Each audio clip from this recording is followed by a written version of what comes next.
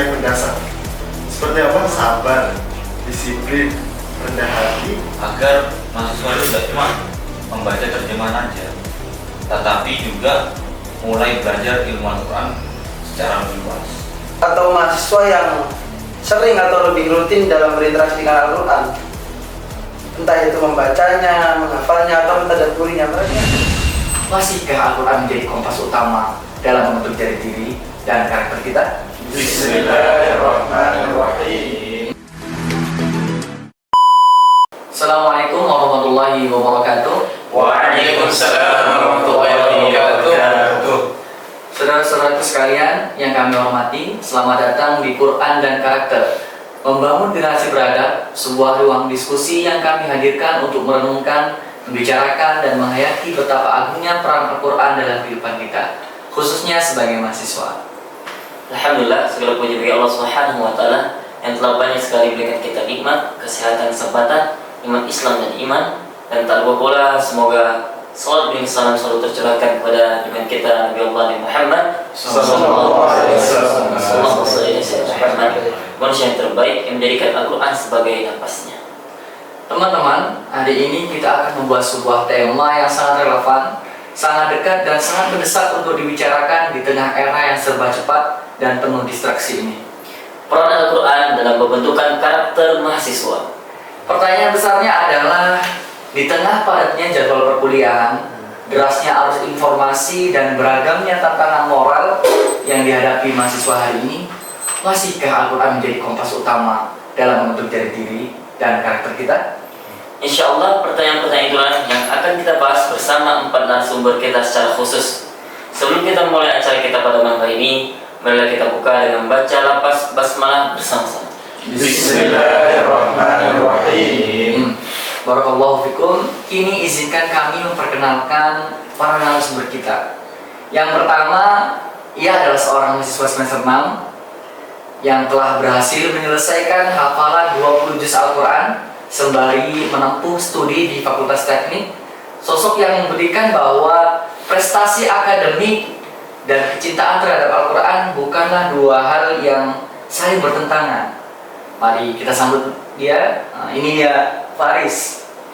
Terima kasih banyak Jazakallahu khairan atas sambutan yang spesial dan kesempatan yang luar biasa ini. Tentunya saya pasti yakin di kesempatan kali ini kita akan mendapatkan ilmu dan pahala yang berlipat-lipat ganda. Amin. Terima kasih. Baik, narasumber kedua kita adalah mahasiswa lembaga dakwah kampus, yang dimana beliau dikenal sebagai motor penggerak kegiatan keislaman di universitas. Di tangannya ratusan mahasiswa dipertemukan kembali dengan Al-Quran. Siapa lagi kalau bukan akhina Rifki. Allah. Assalamualaikum warahmatullahi wabarakatuh. Waalaikumsalam. Alhamdulillah, senang sekali dan bangga sekali bisa hadir dalam forum yang insya Allah penuh dengan berkah ini. Amin. Selanjutnya ada narasumber ketiga kita, adalah mahasiswa yang berhasil meraih predikat kumlot sekaligus aktif membimbing halaqah Al-Quran di lingkungan kampusnya. Bukti nyata bahwa Al-Quran tidak melemahkan prestasi, melainkan justru menjadi sumber kekuatan. Mari kita sambut, ini dia Habib. Masya Allah. Terima kasih atas perkenalannya yang kayaknya terlalu baik dalam memperkenalkan gitu. Bisa aja. Insya Allah, semoga saya dapat berbagi sedikit pengalaman yang sangat bermakna dan bermanfaat pada kami. Amin. Dan narasumber keempat kita adalah seorang santri mahasiswa, seorang yang berhasil menggabungkan dua dunia dalam satu kehidupan. Yang pertama itu kehidupan pondok pesantren dan dinamika kampus modern. Ia membuktikan bahwa kedua dunia ini tidak hanya bisa sekedar berjalan beriringan, tetapi saling menguatkan. Kita sambut akhina Adil. Alhamdulillah, saya sangat senang sekali bisa diundang malam ini ke podcast yang seseru ini. Semoga podcast ini bisa menginspirasi kita semua, khususnya para mahasiswa. Amin. Luar biasa ya, 4 narasumber dengan latar belakang yang kaya dan penuh dengan pengalaman yang mendalam. Insya Allah malam ini kita akan mendapatkan banyak pencerahan. Mari kita mulai. Baik teman-teman sekalian, untuk membuka diskusi ini izinkan saya memaparkan sebuah fakta yang mungkin cukup mengejutkan namun penting untuk kita bahas pada malam ini. Berbagai riset pendidikan menunjukkan bahwa Indonesia saat ini tengah menghadapi apa yang para pakar sebut dengan krisis karakter. Fenomena ini tidak hanya terjadi di kalangan pelajar, tetapi juga merambah dunia kampus. Melalui berbagai perilaku yang bertentangan dengan nilai-nilai luhur bangsa maupun ajaran agama.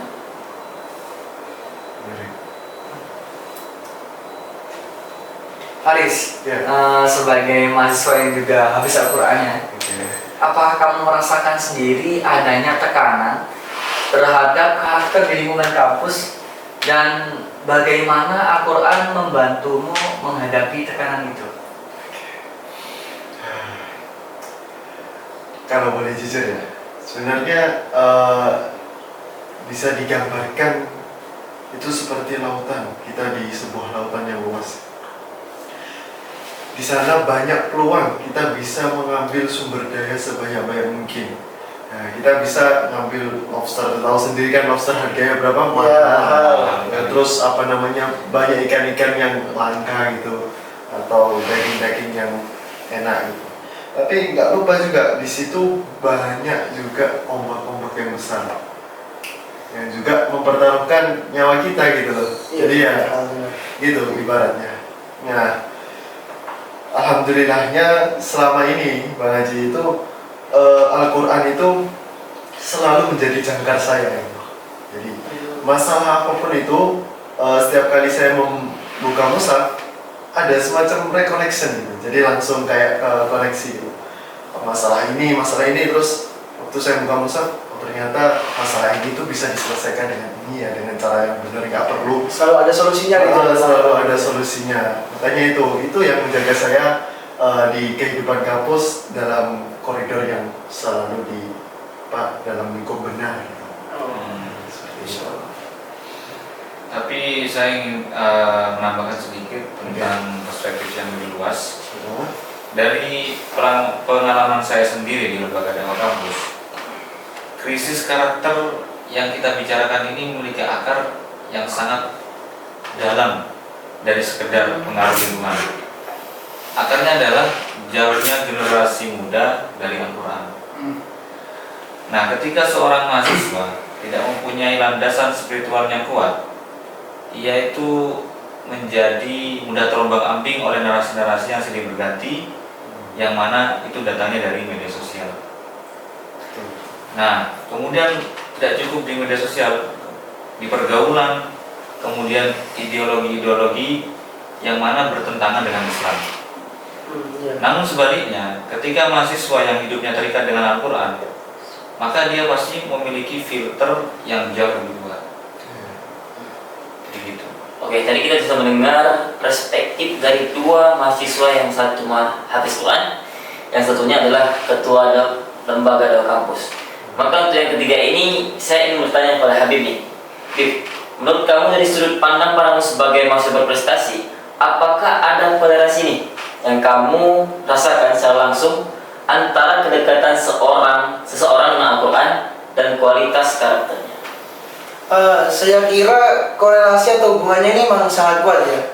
Karena saya mengamati itu teman-teman di halakoh atau mahasiswa yang sering atau lebih rutin dalam berinteraksi dengan Al-Quran, entah itu membacanya, menghafalnya, atau mentadabburinya, mereka itu terlihat perubahan di mana mereka itu menjadi lebih jujur, lebih empati, lebih mudah mengelola waktu, dan lebih mampu menghadapi tekanan-tekanan yang datang pada diri mereka, maupun itu dari internal dirinya sendiri, maupun mungkin tekanan itu dari eksternal gitu.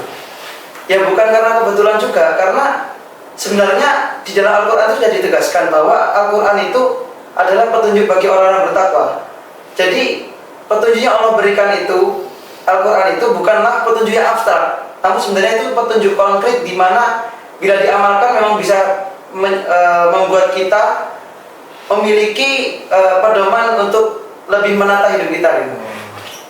Nanti kalau dari sifatnya aja udah kelihatan nih mahasiswa yang dekat dengan nilai-nilai Al-Quran sama mahasiswa yang Iya gitu, jadi dia tuh kayak nggak mudah overthinking, jadi lebih kayak punya masalah, oh kembali ke Quran gitu lah. Oke. Jadi saya ingin berbagi dari sisi yang sedikit berbeda ya. Oke, gimana dia? Selama saya di pondok itu, saya melihat santri atau santriwati itu membaca Al-Quran itu dari mulai startnya dari subuh sampai isya. Tapi itu tidak dipaksakan. Nah, dari situ saya melihat, nah, bahwa Al-Quran ini bisa menempa akhlak seseorang. Contohnya menjadi disiplin. Nah, hal ini saya bawa sampai ke kampus sekarang dan saya pakai untuk menjadi pedoman saya di kampus. Jadi rasanya tuh bawaan merojaah di waktu-waktu itu jadi kebawa di Nah, kampus iya gitu. betul. Jadi nggak Jadi tidur kita gitu. ada kayak planning disiplin lah. Oh, Insya Allah ya, jadi ternyata menghafal Al-Quran atau interaksi dengan Al-Quran itu bukan sekedar rutinitas ya. Iya. Bukan cuma sekedar kita baca terus kita simpan lagi, tapi di sana juga banyak membentuk dari karakter kita, dari disiplinan kita, manfaatnya banyak yang luas. memberikan manfaat yang lain gitu. Betul sekali Haji, dan inilah yang perlu kita sampaikan kepada generasi mahasiswa hari ini, bahwa Al-Quran itu bukanlah beban dan juga bukan hambatan di dalam dunia akademis kita. Nah, dan juga banyak dari mahasiswa itu beranggapan bahwasanya ketika kita dekat dengan Al-Quran, kita itu seolah-olah ketinggalan zaman. Padahal justru dengan kita dekat dengan Al-Quran, maka Al-Quran itu adalah investasi karakter yang nilainya tidak akan pernah terdepresiasi. Oke, betul sekali teman-teman. Maka kali ini kita akan masuk ke dimensi pertama yang sangat fundamental nih, yaitu membaca Al-Quran dengan penuh penghayatan atau yang kita kenal sebagai tadabbur. Dalam hal ini saya akan coba bertanya langsung kepada Akhina Adil sebagai santri mahasiswa nih. Bagaimana kamu memandang perbedaan antara membaca Al-Quran secara mekanis dan membacanya dengan tadabbur dalam konteks pembentukan karakter?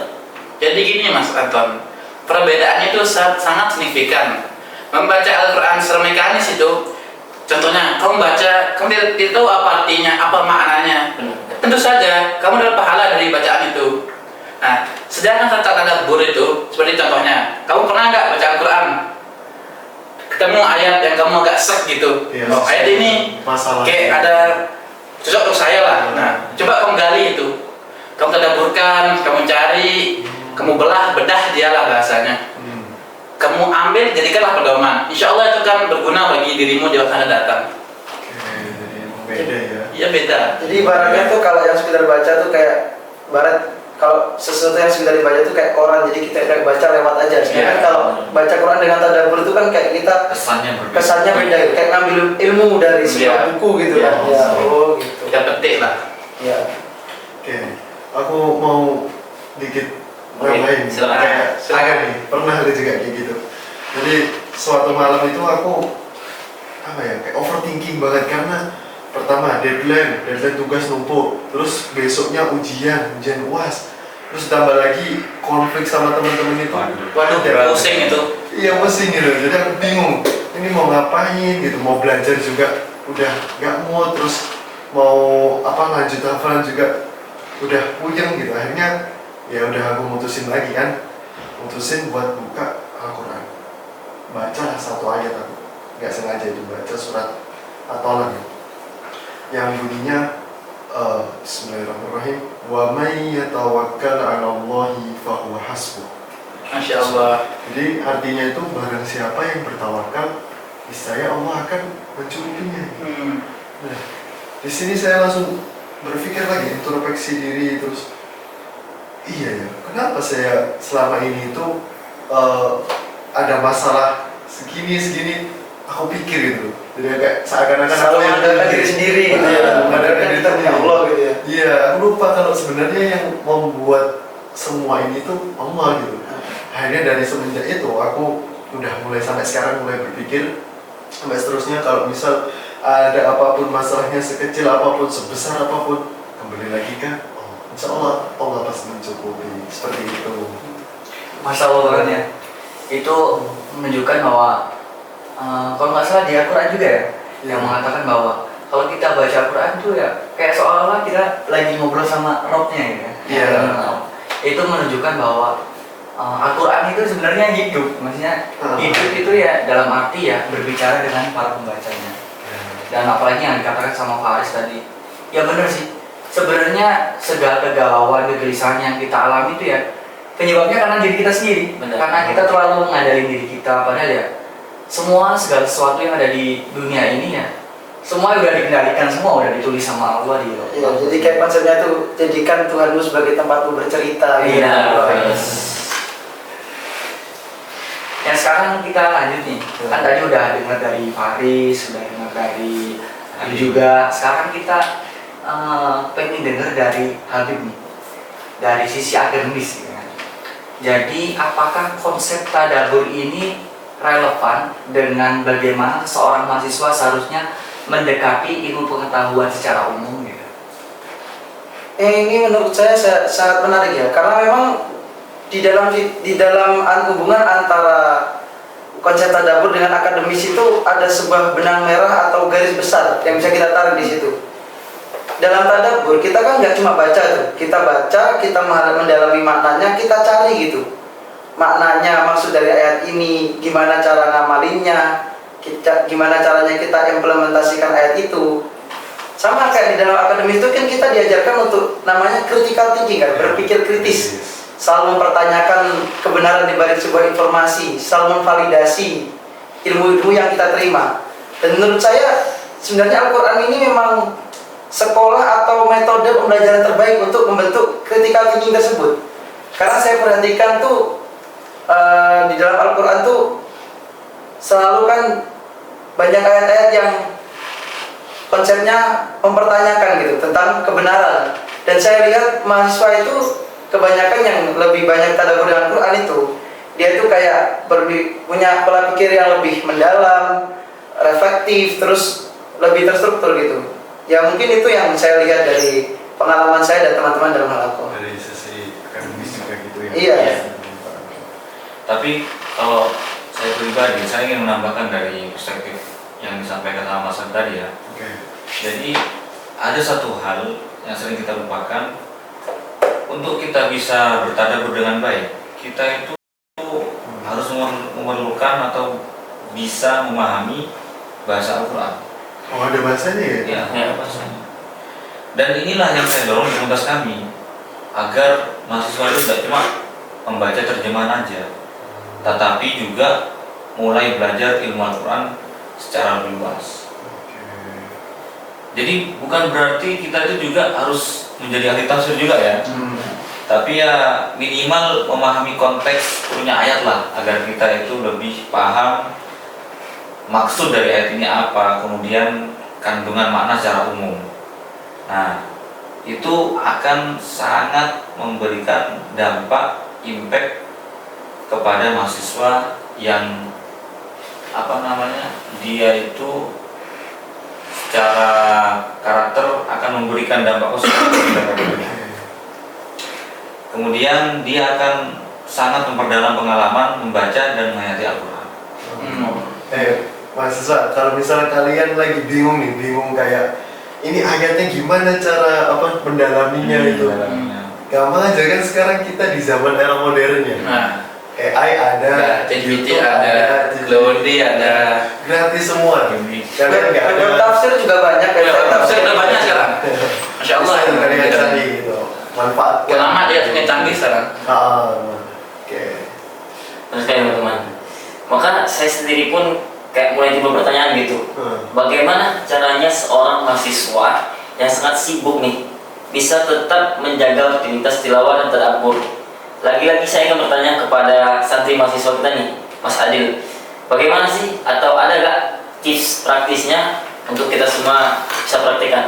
Dari pengalaman saya sih, itu saya pegang 3 prinsip. Yang pertama, konsistensi di atas kuantitas.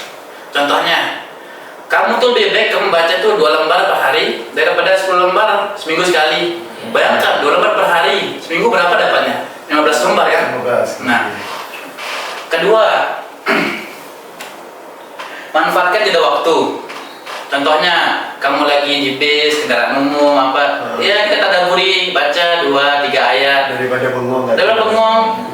Nah, yang ketiga, ketika kita ketemu ayat yang agak menampar kita tuh, kita tadaburkan lagi ayatnya, kita catat ya. Saya tidak maksud mengingatkan untuk kalian semua para mahasiswa bahwa ketemu ayat yang menampar diri kalian tuh catat, tadaburkan, cari, apalagi banyak kan web tafsir kan. Iya. Nah, dicari di situ bisa. Iya bener banget ya Dio. Kadang-kadang tuh bukan kita nggak punya waktu luang, cuman Kita masih meluangkan waktu. Iya. Nah, Ini. problemnya. Sekarang kita beralih ke dimensi yang gak kalah penting nih. Dan seringkali menjadi impian banyak orang, yaitu menghafal Al-Quran. Ya, jadi saya mau nanya sama Faris nih. Faris, kamu kan salah satu bukti ya, bukti hidup bahwa seorang mahasiswa teknik pun bisa menjadi Mencapai impian. penghafal Al-Quran. Mencapai impian. Karena kan impian banyak orang. Oh, iya, iya, Impian betul. berarti sudah. Hafal 20 juznya.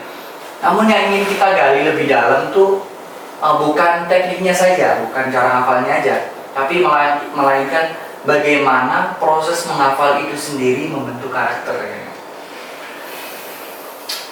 Oke, prosesnya. Iya. Jadi proses tahfidz itu kalau boleh saya gambarkan ya, itu kayak sebuah perjalanan yang menempa diri sangat intens.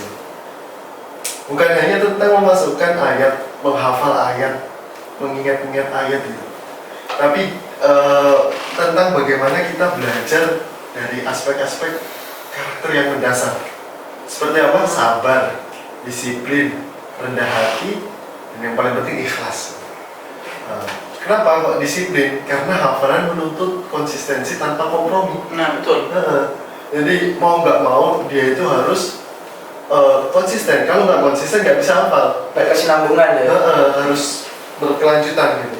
Terus yang kedua yaitu sabar. Kenapa harus sabar? Karena setiap kondisi hari-hari kita di kampus itu nggak selalu senang. Kadang ada konflik atau tekanan batin kita saat kita lemah, bad mood. Nah itu kita perlu sabar, kita tetap harus ikhlas untuk meluangkan waktu menghafal Al-Quran itu tadi, meskipun tugas banyak. Terus yang ketiga yaitu rendah hati. Udah tahu sendiri kan kita alasannya kenapa rendah hati, karena Al-Quran itu sejatinya ya, kalau bukan hanya ke otak saja, tapi sampai ke hati itu tidak diberi kepada orang-orang yang sombong. Jadi kita harus rendah hati. Terus yang paling penting yaitu ikhlas. Bukan kita menghafal Al-Quran karena biar dapat beasiswa jalur tahfidz. Banyak tuh soalnya sekarang. soalnya. Iya, kita boleh memanfaatkan jalur itu, tapi semata-mata kita menghafal Al-Quran untuk nilai kita. Itu yang paling penting maksudnya. Iya. Atau juga kalau bener juga nih kan kan pertama harus sabar terus ikhlas. Kenapa kedua ini yang saya kira paling penting ya? Karena kalau kita nggak sabar, sedangkan kalau menghafal itu belum tentu masuk kan? Kadang sampai 1 malam, 2 malam belum mengerjakan kan masuk-masuk. Terus yang kedua ikhlas juga. Kalau kita nggak ikhlas, kita ditempa permasalahan kayak gini, misalnya belum ditempa dari konflik di kampus, tugas, belum lagi ngafalnya nggak dapat. Kalau kita nggak ikhlas pasti capek kan? Tapi kalau kita ikhlas kan, ya mungkin ini cara Allah menggugurkan dosa-dosa kita. Benar banget itu. Apalagi kalau nggak ikhlas tuh lebih sering berujungnya PHP lah. Iya. Nah, misalnya, dia ngapal tuh, wah ada jalur tahfidz nih beasiswa nih. Aku ngapal tuh biar dapat jalur beasiswa. Pas habis tes dia udah capek ngapal, dia keterima.